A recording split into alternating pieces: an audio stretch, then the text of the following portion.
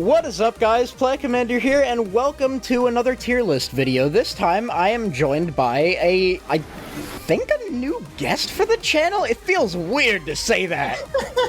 My god, it feels so weird to say that. We've known each other for like 5 or 6 years now? Yeah, I don't think I've ever actually been on your channel before. That's insane. That feels weird. Hi, it's me, Snowheart.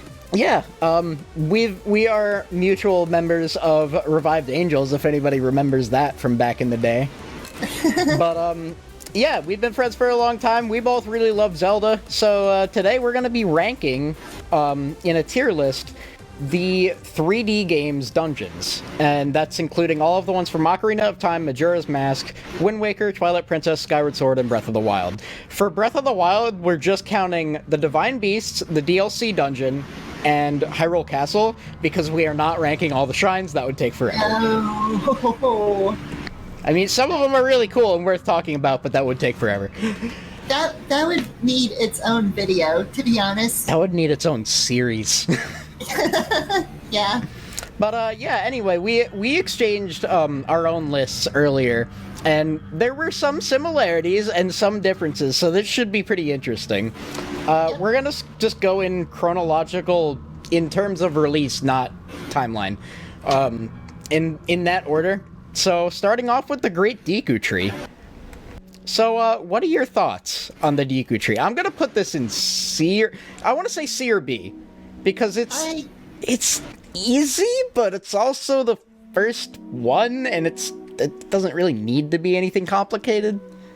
Yeah, I think it's a good dungeon. Nothing particularly stands out about it to me. I put it in C tier personally, but I could also put it in B. I don't know. I think I want to keep it in C just because, for the sole reason that, and this is going to seem stupid, but you'll understand once we get later into this, there are so many S-tier dungeons in this series. Like, there's so many, and I feel like we need to leave room at the top of the tier list, because if we don't, everything's going to be up there. Yep. And for a dungeon that I can't really say anything, like, super, super positive about, but also can't really say anything negative about, I feel like C's a good place to put that. I do really like the first, I don't know if I would even call this a puzzle, but the thing where you jump down and break the spider web, that was cool. Yes, that's really cool. That was, like, one of the biggest, like, moments where you realized that 3D Zelda was going to be, like, really creative. Yep. And I really liked that. But yeah, other than that, there's really nothing special about this place, but there's also really nothing wrong with it. That brings us to Dodongo's Cavern, which is kind of the same thing, if I'm being honest. Yep. So I'm also gonna put that in C. I put it in C as well. Like, it's the same thing as the Deku Tree, where I really like the bombs dropping into the eyes. That was a cool puzzle. Yep. And then everything else about it is just kind of average and nothing else. Yeah, it's one of those where there's a few cool set pieces that I like, but other than that, the rest of the dungeon just doesn't really stick out to me. Yeah, it's not one that I'm, like, super thrilled to get to every time I play the game, but I do enjoy it for what it is.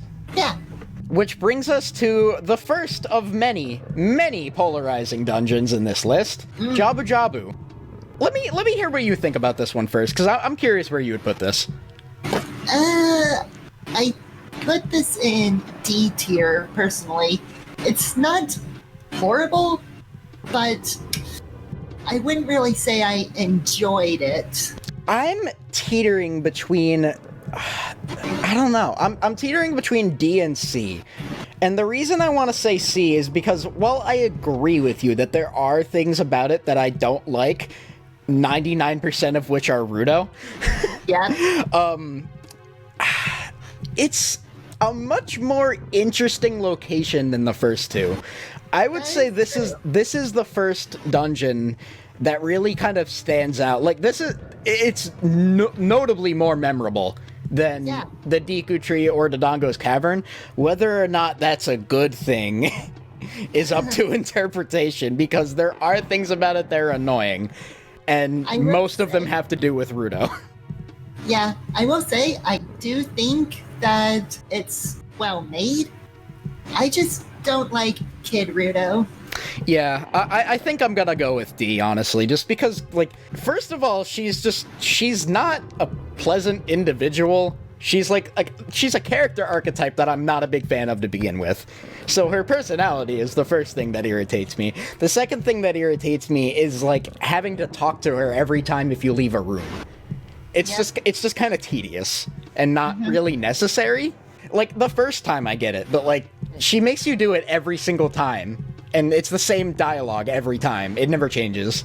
But yeah, that is pretty much where I'm going with that. It's a really cool idea for a dungeon. I like the set piece, disgusting as it may be. It's very memorable, but some of the reasons that it's memorable aren't exactly good ones. Yeah. Which brings us to our first mutual S tier. My god, the Forest Temple is awesome. It really is. This might have my favorite theming of a dungeon in the whole series. If not my favorite, then it's up there.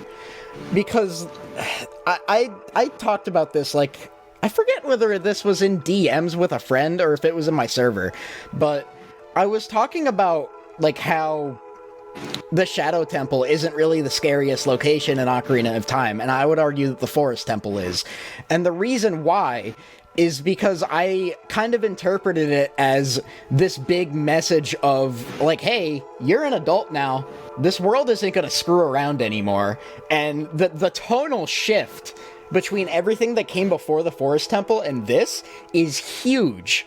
It's so atmospheric, it's so dark compared to everything you've seen up until this point. It's kind of the moment where the game stops messing around. Yeah, kind of.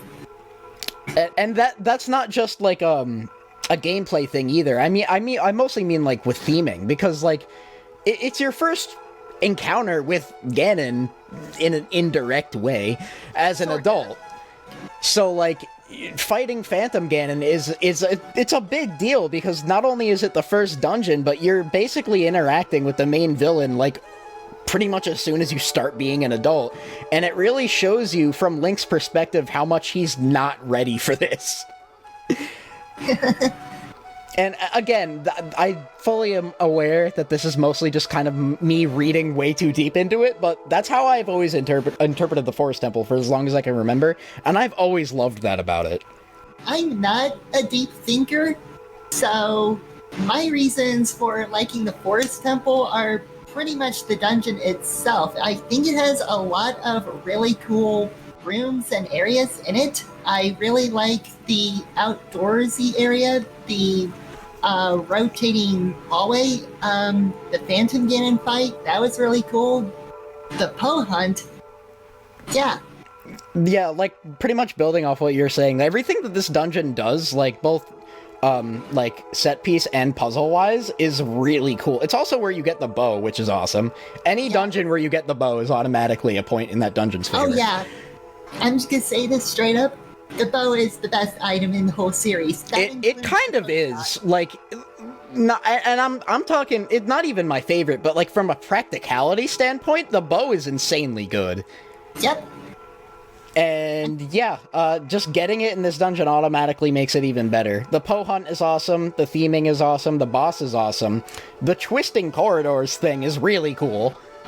That's a really neat idea. But yeah, not much else to say about the Forest Temple, it's just really good. Yep. That brings us to kind of the opposite end of the spectrum, for me at least, which is the Fire Temple. The Fire Temple is just... I can't really say there's anything wrong with it, but it's just not very interesting. Yeah, I can sort of see that. And honestly, just because of that, I kind of want to put it in D, solely for the fact that, and I know we put Dodongo's Cavern in C, but that at least had the cool, like, the eyeball bomb puzzle thing. The Fire Temple doesn't really have anything like that. It's just rescue Gorons from cage. That's it. Yeah, I guess that's true. There's not really any single memorable moment in the Fire Temple for me, except for maybe Volvagia, And part of the reason for that is because Volvagia in the manga is so well written, and I wish that was in the game. Was the manga written before the game? No, it was a while after, if I remember right. But have you read the manga? Do you know about that?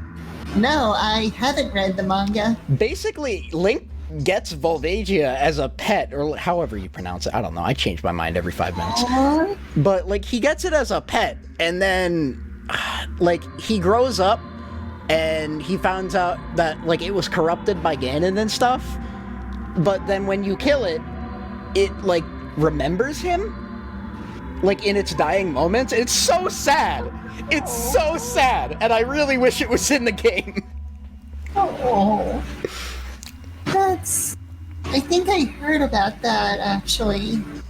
Some Countdown artist before mentioned it. I don't remember who, but I've definitely heard someone talk about that. I think it was Quarter Guy, actually. I think he did. It might have been. Yeah, I think it might have been, actually.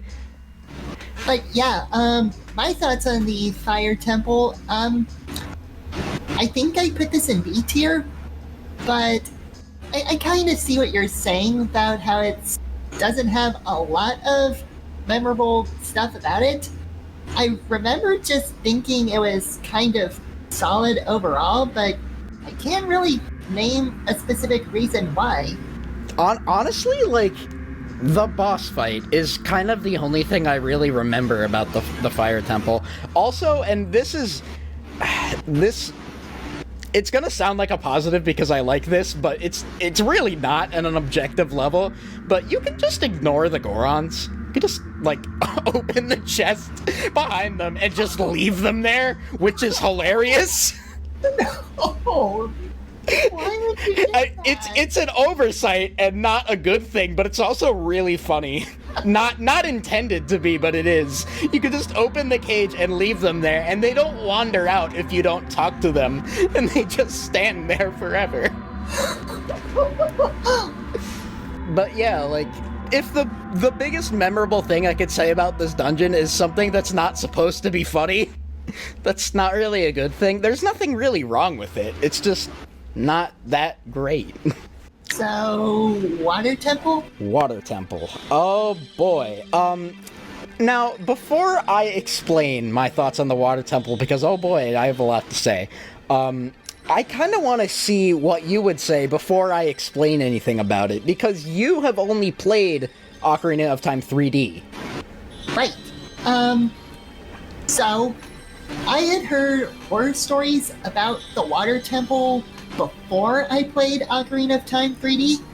And I mean, I wouldn't say it's a great dungeon, but I wouldn't also call it the worst thing ever. Granted, I know that Ocarina of Time 3D fixed a lot of issues, like having your iron boots be mapped to a button instead of having to go into the menu, also not having to go into the menu to view the map, making the hallways look more distinct from one another. I think that was good, and I do think the Water Temple aesthetically does look kind of nice. Okay, thank you, because very few people ever bring that up, and it's kind of unfortunate because the atmosphere in the Water Temple is actually really good. Yeah. Like, the music is like kind of chilling. It's soft, it's like ambient. It really does give off that like ancient underwater ruins vibe, and it really sets in what kind of place this is. Mm-hmm. I really love the atmosphere in here, and visually it looks the part too. The problem is that in the N64 version, it's tedious as all hell. Yeah. As someone who grew up with Ocarina of Time, granted I never beat it until I was older, but still, I grew up with this game, and I love it to death. I will still play the N64 version and enjoy every moment of it, including the Water Temple, because it's grown on me over the years. But I can't, with a right mind, defend the iron boots in the N64 version, because the amount you have to take them on and off is absurd. And this is, if you've known anything about Zelda dungeons, if you have played any of the games, if you've been in any online community about games ever, yeah, all those complaints are kind of true. There's too much backtracking, it's easy to get lost, the iron boots are a pain in the ass, and the 3DS version kind of fixes almost all of this. It fixes almost every single issue I have with the original. The only issues I have with it that remain in 3D are the fact that Morpha is not a very good boss, in my opinion, and I still stand by that, and just, I feel like it kind of overstays its welcome. Not as bad as the N64 version, because the Iron Boots thing alone, that already makes the entire dungeon like a collective 15 minutes shorter. That's how often you have to do that. Just going into the menu alone can accumulate that much time. It's absurd. Wow. And in the 3DS version, it's still one of the longest dungeons in the game, probably still the longest, honestly, but it's nowhere near as bad. And because it has some of the coolest things in the game, as far as atmosphere, and my god, the mini-boss is fantastic. Low-key, I consider Dark Link the true boss of the Water Temple. I honestly wish they were switched. I wish Morpha was the mini-boss and Dark Link was the boss. Yeah.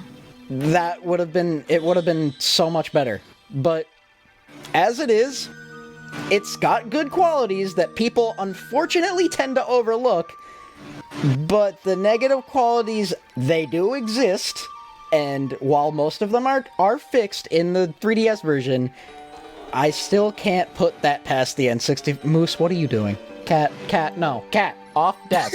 Cat, get off the desk. I don't think Moose likes your opinion. No, he just wants attention. He's getting really pissed off that I won't give it to him, because that's what he does. For context, I'm watching my uncle's cat, and he's being a troublemaker. But, yeah, I think I'm gonna put the Water Temple in C, because it does have its drawbacks, but it's got some good things about it. You know what? I'll bump it up to C too. And honestly, I need to clarify this. 99% of that is because of Ocarina of Time 3D. In the original, Yes. It is still not very good. It is not a well-designed dungeon in the original. I still like it because I greatly appreciate atmosphere in games. That's just something that I personally really am fond of, and that's a personal thing. It's completely subjective. But gameplay-wise, in the original, it is super irritating. Yeah, so let's say that Ocarina of Time 3D Water Temple gets... I would honestly put it in B, maybe even A. Oh. Because I really like it in 3D. The atmosphere is still super good. The visuals are even better, which is... They were already pretty good in the original, honestly. It fixes almost all of my issues with it, and keeps the stuff I liked.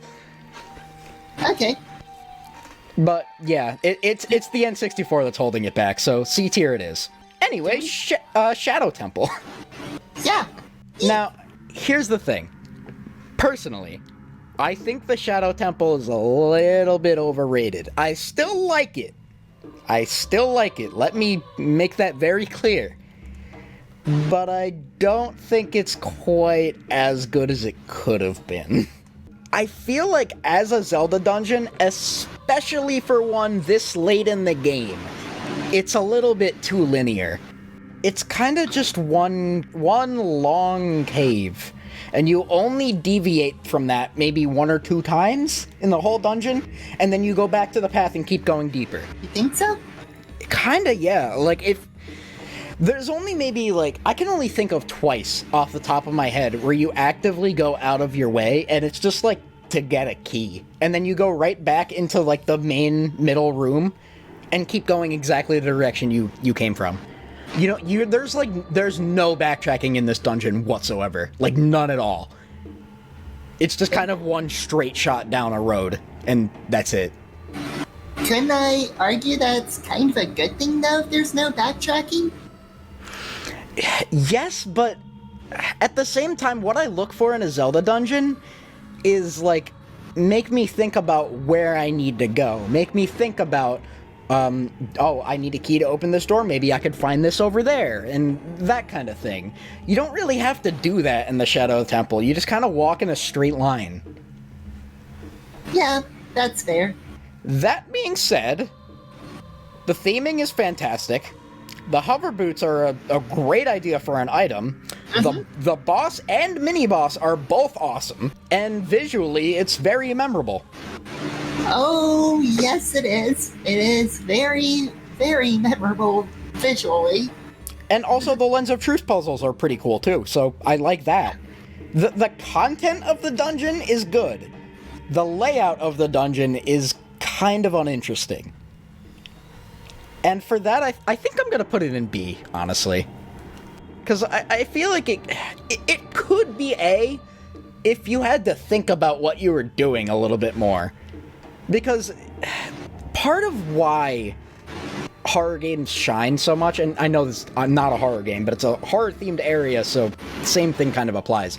Part of the reason that atmospheric horror games work so well is because they kind of force you to think about your environment. They give you reasons to, like, look deeper and take a closer look at specific areas, specific little details of where you're at. And the Shadow Temple doesn't really do that. And the thing that kind of makes this especially disappointing is that the bottom of the well does. The bottom of the well does that, exactly. It makes you take a closer look at your surroundings and think about what you're doing, where you're going, and you need to kind of take in the environment more to get anything done in there. With the Shadow Temple, you can kind of just ignore the atmosphere and just kind of run right through it. You don't have to stop and think about anything. And because of that, the theming doesn't hit as hard as it could. Huh. Okay then. So anyway, that's enough of me talking. What do you think? You kind of hit everything that I wanted to say about it. But yeah, the structure didn't really bother me, but I understand what you were saying. Everything else, the visual design, the hover boots, and the Lens of Truth puzzles, I think those are all really cool. Yeah. And creepy in case of the visuals. Yeah. And let me also clarify that I'm a big fan of, like, horror games and stuff, so... Oh, yeah. An area like the Shadow Temple just kind of by default appeals to me. And for that alone, it's worth a B tier at the very least. It's close to A. It could be A. I don't know, because, like, the things that are good about it are really good. It's just that it could have been a little bit more. And I'm a little bit upset that it wasn't, because the bottom of the well kind of did it. It kind of did everything that the Shadow Temple needed to do, but on a smaller scale. So are we saying bottom of the well for A, Shadow Temple for B? No, because the bottom of the well also is, like, gameplay-wise not as good as the Shadow Temple, just because it's the freaking redeads everywhere, especially in that bottom room. Reed? Oh. They're so irritating, and I hate them. I don't like when more than 2 of those things are put in one room, because they can, like, stun lock you, and it's very annoying. And there's, like, 5 of them down there. Yeah. And also, it's incredibly frustrating in Master Quest. I know we're not really ranking Master Quest, but in Master Quest, bottom of the well is a pain in the ass, and I hate it. Yeah, I remember Slash Star made a video a while back talking about the worst dungeons in every Zelda game, including Master Quest Ocarina of Time. He put the bottom of the well as the second worst dungeon in the series. I don't know if I would go that far, but it's down there for sure. It's very annoying. It's extremely cryptic. Would you say it's scraping the bottom of the well? I'm sorry. That was my hand hitting my forehead. I thought that was you trying to slap me. No, that was my hand hitting my forehead. Alright, anyway, Spirit Temple. Now, okay. If I remember right, you said you put this in S, right? Yeah, I did.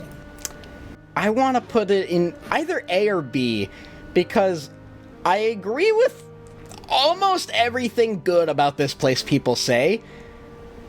I like the idea of the Spirit Temple. I don't really like the execution. It's mostly just because the idea of having to go all the way back to the Temple of Time, change yourself, and then come all the way back is kind of irritating, and I wish they would have made that simpler by just letting you change in, like, the first room of the dungeon or something like that. Yeah, I really like the idea of going in as both young Link and adult Link, and those separate sections on their own are fine. It's the fact that I have to leave the dungeon and come back, it kind of breaks the immersion. Yeah, I can see that. That being said, everything else about the Spirit Temple is so good. Yes. The theming is great. The whole thing with Naboru is amazing. That's one of the best twists in the series. It's not even a big twist. It's just really clever game design. The boss is great. The puzzles are great. I love the fact that both young and adult Link go into the one big room in the middle. That's really cool. I hate this dungeon with a passion in Master Quest, but again, that doesn't really play into our rankings here, but yeah. Other than that break in the middle where I have to leave, I really like it. Yeah. What is so bad about the Master Quest version, by the way?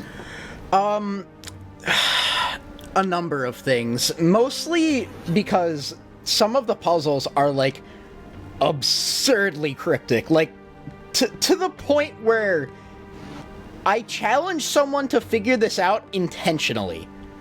Like, there is a part where you have to shoot a switch to get a key or something, and that switch is located in a gargoyle's mouth in the top corner of the front room towards the entrance. So you have to turn around and look straight up, not only to find this thing that's just out in the open. No, it's not even out in the open. It's hidden in, like, a statue's mouth, which is already in itself ridiculously cryptic, in a spot that no one would ever think to look.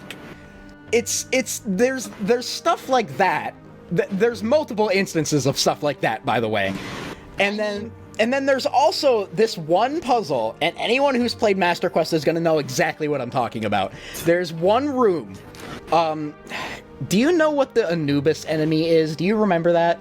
I'm trying to think. It's like the mummy thing that, like, mirrors your movements, and you have to burn it. There's a room in the original that used to be a puzzle that was just involving those.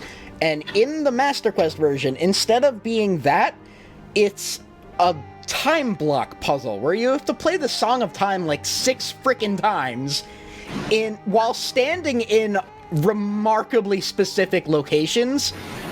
And I honestly don't understand how you're intended to figure out how to do this other than aimlessly walking around the room and playing the Song of Time every couple of seconds. What? It's so stupid. It's so stupid. And I had to look up a guide the first time I played it, specifically for the Spirit Temple. And I was basically following the walkthrough to a T because of how absurdly specific the majority of the dungeon is, but especially that puzzle, which is just absurdly dumb. And I recently replayed Master Quest like 6 months ago or so, and it was my second ever playthrough of it, and I was able to beat the whole game without a guide, and I came very close to looking one up in the Spirit Temple. I almost cracked.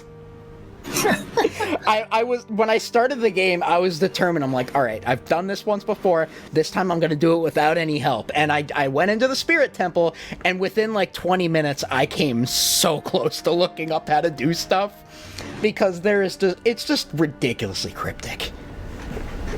That being said, none of those problems exist in the original Ocarina of Time. Thus, A rank, because it's good. Yes, great theming, great puzzles in the original version. I also like the fact that you get 2 dungeon items in here. Correct me if I'm wrong, but I think that's the only Zelda dungeon that does that. The only 3D one, at least. And You get the mirror shield and the gauntlet thingy. If I remember right, I'm pretty sure that's the only time where you get 2 upgrades in a single dungeon. In the 3D games, at least. I know in some of the 2D games you get like the blue mail in one of the dungeons, I think. that's not entirely true, actually. You get the compass and the map in every dungeon. Oh, shut up! You know what I meant! I know what you meant. But yeah, that pretty much covers the Spirit Temple, which brings us to the final dungeon in Ocarina of Time, Ganon's Castle. I think it's a little bit kind of like too short, and also kind of lacks originality for the most part. The escape sequence is pretty cool. Yeah. But up until that, it doesn't really have anything new. It does its job, though. It's a decent dungeon. I'll say B. B seems fair.